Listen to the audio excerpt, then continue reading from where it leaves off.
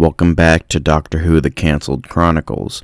Before we get into Doctor Who again, let's go back a bit to 2002 and talk about another spin-off, this time about fan-favorite companion, Bernice Summerfield with the Bernice Summerfield Adventures. Let's go. With Doctor Who, despite being darker than normal currently, meant for children, and Unit, meant for adults, the BBC wanted a show that was meant for something in between, teenagers. Many writers and producers spitballed different ideas about the greater Doctor Who universe and what it could be for that audience. There were some suggestions about a villainous alien race getting a show, like Terry Nation tried with the Daleks in the 60s, some about Gallifrey, some about a younger Doctor, some about the Master, but something that was always brought up was a companion series, a fan-favorite companion that had more stories to tell. Going through all the companions, older and recent, the writers landed on 10. Susan, Vicky, Stephen, Sarah Kingdom, Victoria, Sarah Jane, Mel, Sierra, Bernice Summerfield, and Aruna. Paul Cornell headed Bernice the most, despite being dead, as it was his character, but for the BBC, their fan favorite to come back was Sarah Jane, as she was universally beloved. Cornell, along with Jago and Lightfoot showrunner Justin Richards, then worked on a pitch for the BBC for Bernice. Cornell, using an unused script he created for the show when trying to create another companion back in 8's era, laid out a pitch that included a show Bible with different eras of the show to chronicle Bernice's life before she met the Doctor, and the amount of stories that could be told around her character and in the greater Doctor Who universe. He eventually pitched the show, and execs were thoroughly impressed and ultimately decided to greenlight it, which was at the time called Summerfield. Paul Cornell acted as showrunner with Justin Richards as executive producer. Ann Harrison Baxter was named producer. David Arnold would compose the theme, and Cornell and Richards worked on the first series, which was awarded 8 episodes. It would follow Bernice Summerfield in her younger years, right when she entered the field of archaeology. It was also decided that despite her age, Lisa Bowerman would still come back to play the character, as Cornell couldn't imagine anyone else in the role. Makeup would be used to make her look younger. It was also decided by some exec that the show would be changed to The Bernice Summerfield Adventures, as he felt that it would grab people more. The title sequence would have a heavy adventure brass feel to it, and would feature Bernice on different planets with different settings, doing different actions, i.e. shooting guns, exploring, punching, etc., etc. It would air on BBC Two.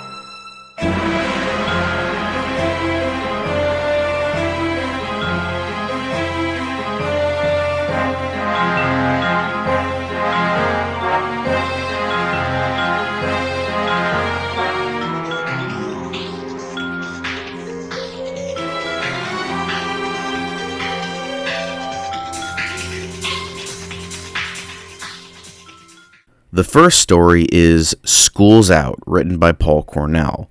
Bernice Summerfield is 21 and bored as hell. She is stuck in the academy. She doesn't want to be a soldier. She wants to truly live. She wants to explore. So she and her friend Louise decide to get the hell out while they still can.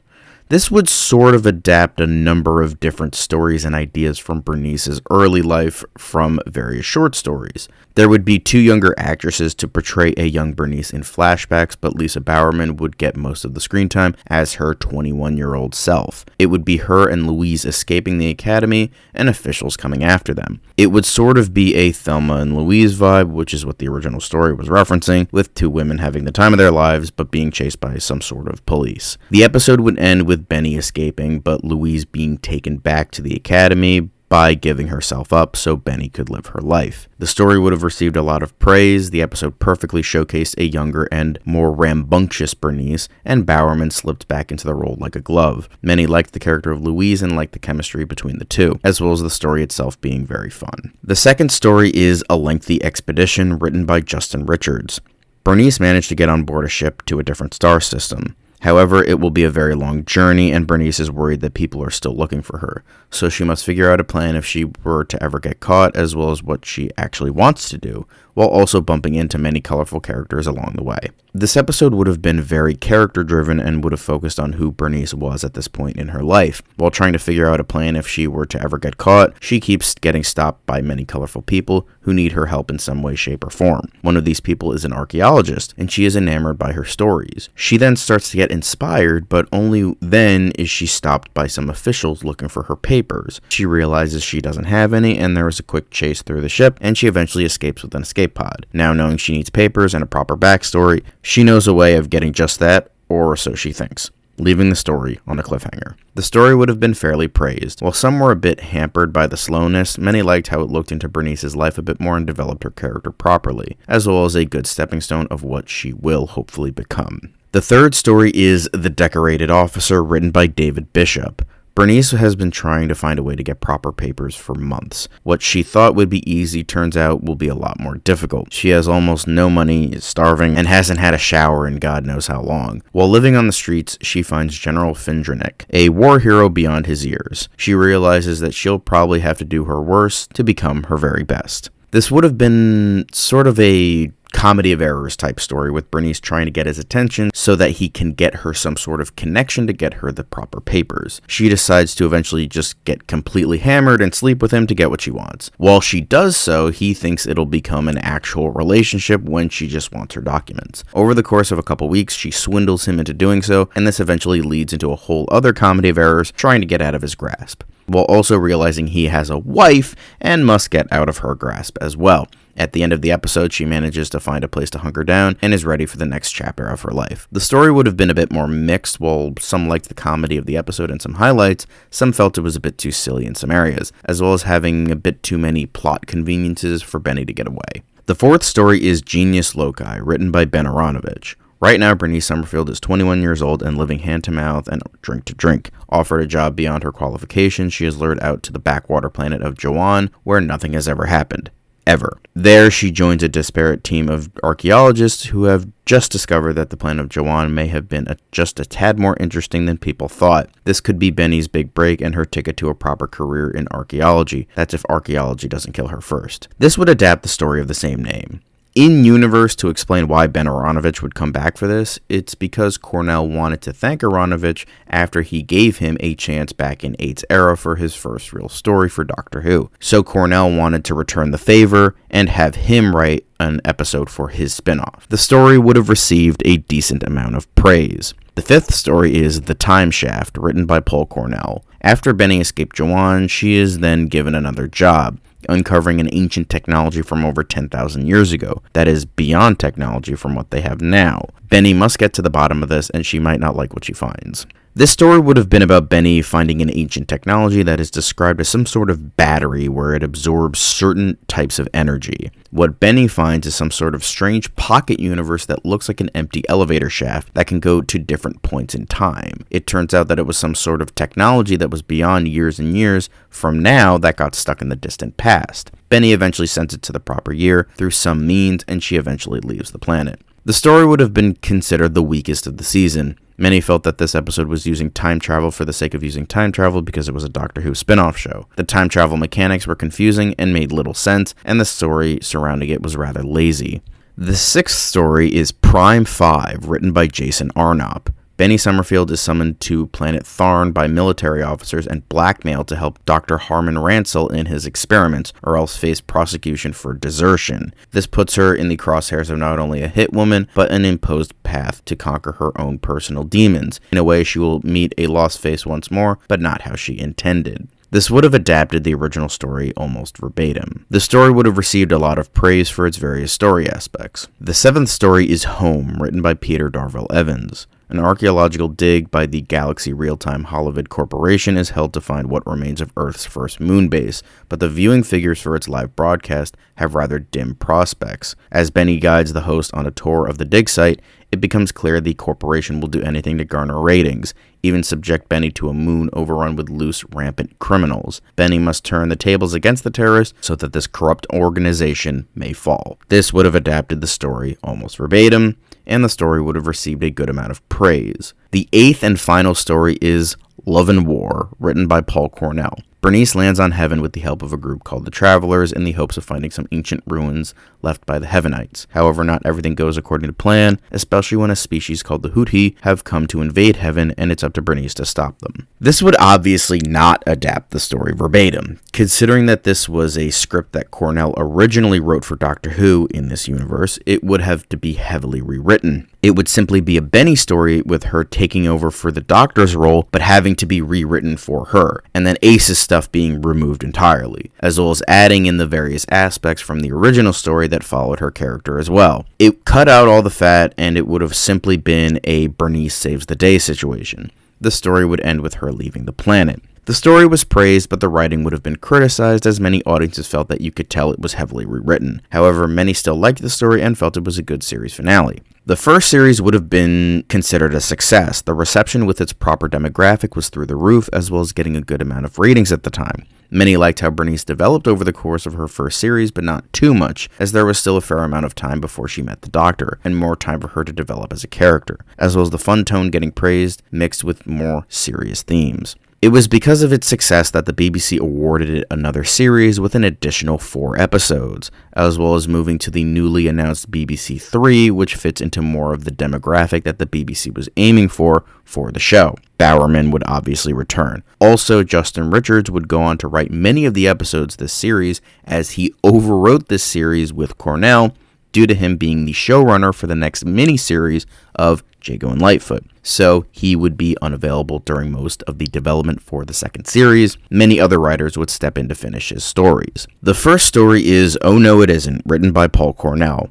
Taking place many years after the first series, Bernice Summerfield is settling into her new job as professor of archaeology at St. Oscar's University on the planet Della, one of the most prestigious centers of learning in the Milky Way. She wants to officially put her past behind her, so she's glad when she gets the chance to take her tutorial group to investigate the lost civilization of Perfection. 3 whole weeks of archaeological research in the field, the perfect way to forget your worries. She doesn't bank on 3 things: that Menlo Stokes, professor of applied art, and various other academics would be along for the ride, that vicious alien marauders would decide to explore the planet at the same time, and that a reactivated Perfection device would plunge her into a situation that can only be described as panto. This would adapt the story of the same name, mainly the audio drama version, as that is more condensed than the novel. The story would have been highly praised. It was described as a fun romp and a very inventive story, a very good start to the series.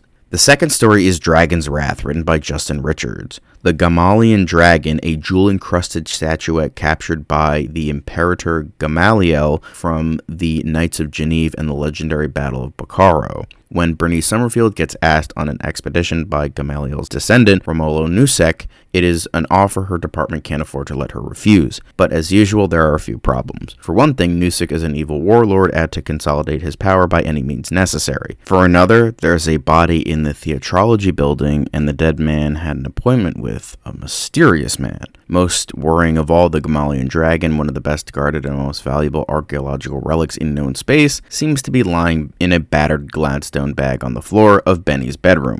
Aided only by historian Nicholas Clyde, Benny must unravel the dragon's ancient mystery before the warlord's plans reach completion and an assassin closes in for the kill. This story would have adapted the audio drama of the same name, despite the fact it takes place after many of these adaptations, mainly because of Irving Braxiatel's inclusion in the novel and not in the audio drama, and I wanted to use him for later. The story would have been considered average. It felt like a story that had too much story but also too little.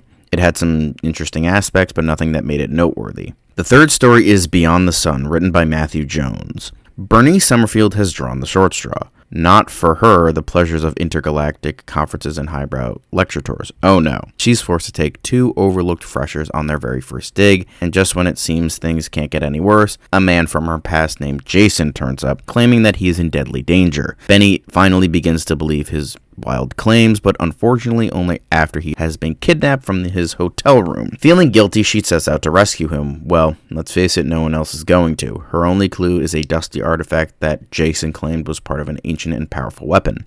But Professor Summerfield knows that it's just silly nonsense. She's been an archaeologist long enough to know that lost alien civilizations do not leave their most powerful weapons around for any nutter to find. do they? Once again, Benny is all that stands between Jason and his own mistakes as she tries to prevent the wrong people acquiring this terrible and somewhat unlikely weapon, a weapon rumored to have powers beyond the sun. This would have adapted the story of the same name, mainly the audio drama version, for the reasons I stated before. However, some things would be tweaked as Bernice would not have been married to Jason at this point in this continuity, so Jason would just be a mysterious man she knew during a time jump in between episodes or series. I would make it so that it was a guy that helped her at first and then handed her into the authorities so that he could get away. Something along those lines. The story would have been considered mixed. While the cast and performances were praised, many claimed the plot was a letdown and the pacing was very choppy.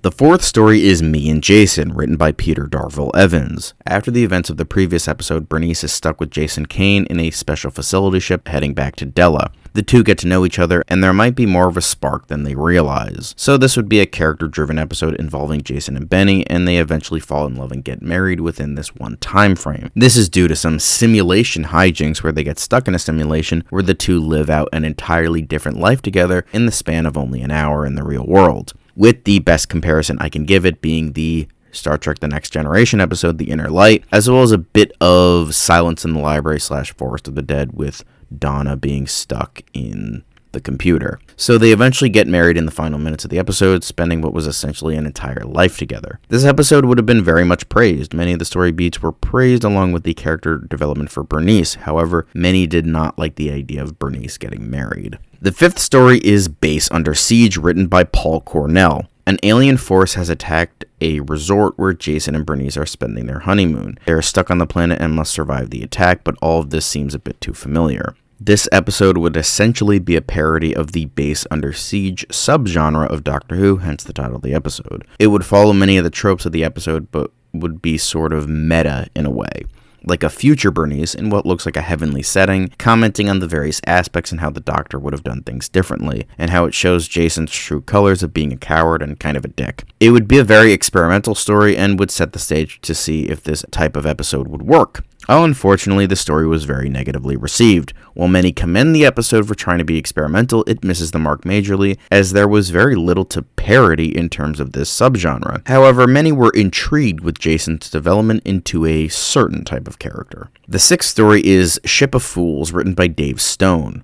When Krytel Industries offered Benny a small, slightly dubious, and unofficial job aboard the majestic space cruise liner, the Titanian Queen, she jumped at the chance. After all, with an unlimited expense account, an entire new wardrobe, and more strings of pearls and other jewels than you could shake an Art Deco stick at, what more could a poor girl want? That was then. Now, the luckless, if remarkably deserving passengers of the Titanian Queen are dropping like flies. Are the deaths the work of the mysterious criminal known as the Cat's Paw, or is the super rich businessman Krytel himself somehow involved? And will the great detective Emile Dupont finally stop getting things completely and utterly wrong and solve it all in time for tea and muffins? Whatever's happening, Benny had better discover the truth for herself and discover it soon before she suddenly finds herself another highly deplorable crime statistic. The story would have adapted the novel of the same name, but with the necessary tweaks, and the story would have been praised. The seventh story is Stuck in the Middle, written by Jim Mortimer. Bernice needs to leave Della to get to another planet for an archaeological investigation. However, the planet has now banned visitors from the planet due to a planet-wide quarantine, and now Bernice can't go back to Della because she apparently never existed in the first place. Is this a trick, or is she caught in the middle of something far more nefarious? This would have been a one-location mystery episode. It would have been Bernice stuck between two planets on a set flight from one to the other. There is no pilot and no autopilot. She's just stuck on a ship that must go back and forth since neither planet can take her now. And Bernice wonders if there's more to this. It turns out that the virus that caused the quarantine was a brain virus that somehow made its way to Della, and since Della was unequipped for it, everyone felt the effects of it. The brain virus was engineered by a race that lived far out into the cosmos and used these two planets for a testing ground. Luckily, Bernice manages to find a way out of this, mainly through contact with the race, and she can safely land back on Della, where everyone now remembers who she is. The story would have been praised again for its ideas, but found the way Bernice found out about all of this to be way too convenient and out there even for her character. The eighth story is The Medusa Effect, written by Justin Richards and Caroline Simcox. Medusa, an experimental spaceship developed by the Advanced Research Department of St. Oscar's University, missing since it was launched presumed lost in the wars. It was a project so secret that it had never been declassified. Now, 20 years on, Medusa is coming home. After one of the investigation team dies suspiciously, Professor Bernice Summerfield is assigned to help discover what went wrong. What is the strange link between the original crew and the team now on board the drifting ship? And why do their ghosts still haunt the Medusa? The story would have adapted the novel of the same name with the necessary tweaks, and the story would have been praised. The 9th story is Orion's Symbol, written by Matthew Jones. Bernice, along with her husband Jason, are taken to a planet near the Eye of Orion. Once they land, Jason is declared a hero by the locals, due to his name being similar to the Greek myth, which the Eye of Orion was also named after. Now Jason must prove himself to be the hero that many people see him as, if he can, that is. This would have been sort of a strange adaptation of the story of Jason trying to find the Golden Fleece, but told through the lens of the Doctor Who universe and in a very science fiction way, as well as developing Jason as a character and pushing himself to be better for Bernice. However, he ends up failing, and both he and Bernice are forced to flee the planet. The story would have been mixed, with the story in and of itself being praised, but many not liking Bernice had a very small role in the episode. The 10th story is Tears of the Oracle, written by Justin Richards and David Bishop. On Della, the shattered former home of Bernice Summerfield, only the Advanced Research Center survives, the last remnant of the once famous university.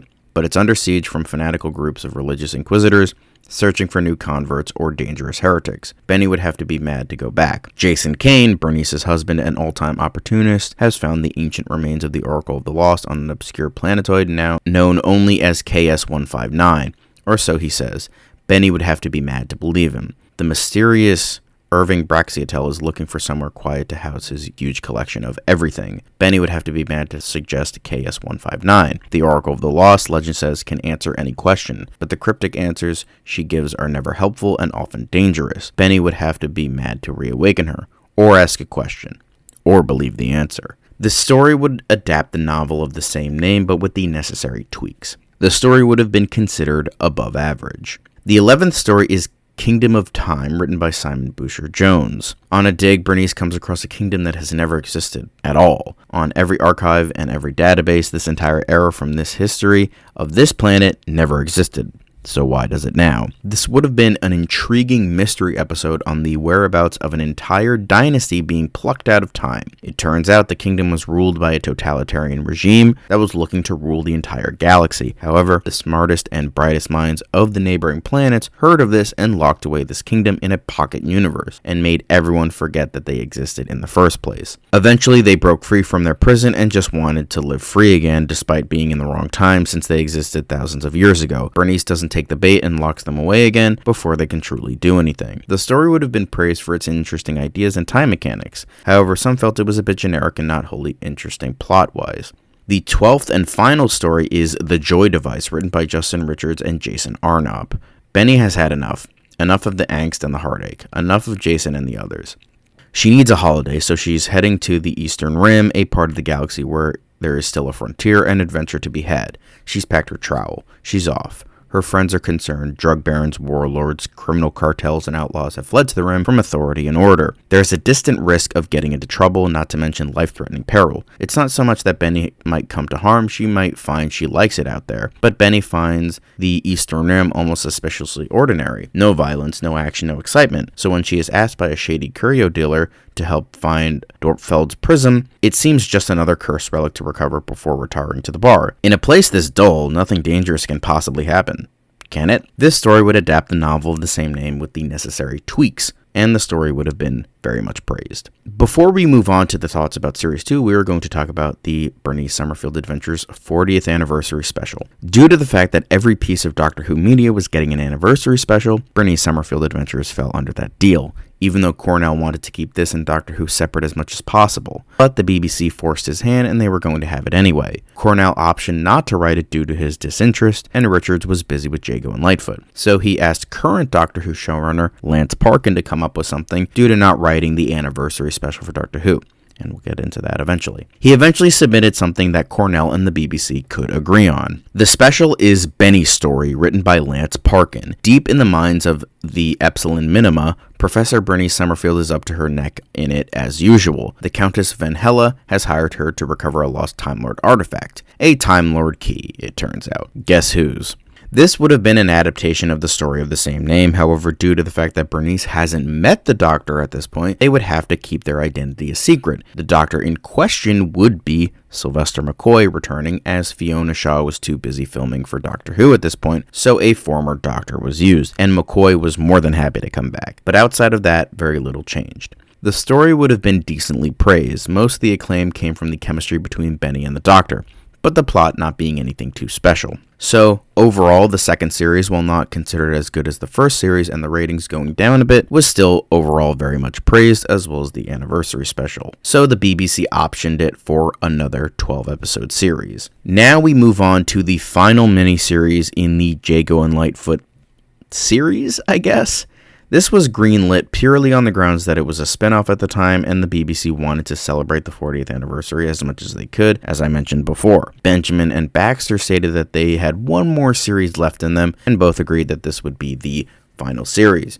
Everyone else would come back, and since this was a 40th anniversary series, they would include another character to celebrate, and it would have been Leela, as it would have made the most sense to include her character after being in the original story that introduced the duo. Louise Jameson would agree to come back. Even though she was last seen on Gallifrey, Richards devised a way to get her to Victorian London in the first episode. The title went through quite a few changes, which included The Death of Jago and Lightfoot, The Continuing Adventures of Jago and Lightfoot, Jago and Lightfoot Paranormal Intrudence, and Jago and Lightfoot Supernatural Occurrences. Richards, somewhat inspired by the titles of the Batman films, ultimately decided on Jago and Lightfoot forever. The first story is The Fountain of Youth, written by Justin Richards. Jago and Lightfoot are off to investigate a popular myth, the Fountain of Youth, while at the same time they meet the Doctor's friend once more, Leela. Now much older and saying things about something in this century causing fluctuations in Earth's timeline that threaten to destroy it. They bring her along in the hopes that she could help them figure out what's going on. So this would essentially be a simple investigation story into what many people conclude to be the Fountain of Youth. It turns out that the person doing this is a snake oil con man trying to make a quick buck. Nothing too special. The episode would have been considered mixed. While many liked seeing Leela again, many thought that the overall storyline was much lesser than what Jago and Lightfoot were used to. The second story is The Portal to Hell, written by Joseph Lidster. Jago and Lightfoot are trying to help Leela find whatever it is she's looking for, but happen upon a mysterious portal, and they decide to investigate. In the meantime, Ellie is helping Leela try to fit into Victorian London again, while also having an investigation of their own. This would have been about Jago and Lightfoot finding a portal to a different planet where the aliens look like demons and are finding their way into London and murdering the locals. Meanwhile, there is some character building with Leela and Ellie as they get to know each other, and Leela trying to fit on a different planet once again. It is during this time where they get to know each other that Ellie kisses Leela, making this the first gay kiss in Doctor Who history, revealing that she has feelings for women instead of men. While Leela does not reciprocate, as she is happily married, she states that it's okay to feel the way she feels, but she must keep it a secret due to the time period. Eventually, Leela and Ellie's investigation and Jago and Lightfoot's investigation meet up, and Leela destroys the portal, but reveals that it isn't what she was looking for. Percival Quick then comes in to arrest Jago and Lightfoot as they were suspected in the murders that were committed by the aliens that were coming through the portal. Many were appreciative over the progressive nature of Ellie's character, as well as the overall story in regards to the parallel investigations and the characters attributed to each. The third story is Murder at Morsey Manor, written by Simon Barnard and Paul Morris. Jago and Lightfoot visit Morsey Manor, hoping to get help from the only man who can help them clear their names. They arrive at a gathering of Sherlock Holmes fans who are mourning the death of their idol at Reichenbach Falls. Then, death arrives at Morsey Manor in the most ingenious of ways. The only adaptation for this series. It would have adapted the story of the same name with the necessary tweaks, as it was part of a continuing storyline from the series this was from. The story would have received high amounts of critical praise and considered one of the best stories, if not the best story from Jago and Lightfoot. The writing, pacing, and performances were all on top form and overall excellent. The fourth and final story is The Return of the Doctor, written by John Dorney. Leela eventually finds the fluctuation she had been looking for, a paradox involving the death of the Doctor. The Doctor wasn't supposed to die here, yet he was, but not during this time. So his regeneration is causing some sort of paradox that could destroy the Earth as we know it. So this would have been sort of a grand epic story that would involve the Doctor. It would have involved a future incarnation that hasn't been seen yet, who is supposed to die inside and outside of time. Eventually, the fourth Doctor is called in to deal with the situation, played by Tom Baker himself. He is seen as looking older, which could get a throwaway technobabble line as to why that is, and he would use the TARDIS to push this incarnation of the Doctor back outside of time, so that he cannot do further damage to Earth. Eventually, the threat is taken care of, and the Doctor has his pleasantries with Jago, Lightfoot, Quick, Ellie, and especially Leela. He eventually must leave so that he can stop looking his age, and not have the effects be permanent. He offers to give Leela a ride back to Gallifrey, but she decides to stay in London for a little while longer to have a bit of fun. The Doctor smiles. Before he leaves, he says, "Oh, by the way, a team I know from the present time are stuck here somewhere. Have been for a couple years now. Do try to make them feel welcome, if you can find them." He then climbs back into the TARDIS and it disappears. They all decide to go to the Red Tavern to have a pint. The story would have been very much praised, although a bit confusing at times. Many loved seeing Baker again and his interaction with the Jago and Lightfoot team. The final series was considered another success with good ratings and reception. The BBC did consider making an alternate spin-off with Ellie and Leela, but Louise Jameson wasn't interested in doing another TV series, so it was canned. However, she did state that she was open to doing another one-off special in the future. That is it for all the spin-offs, for the time being.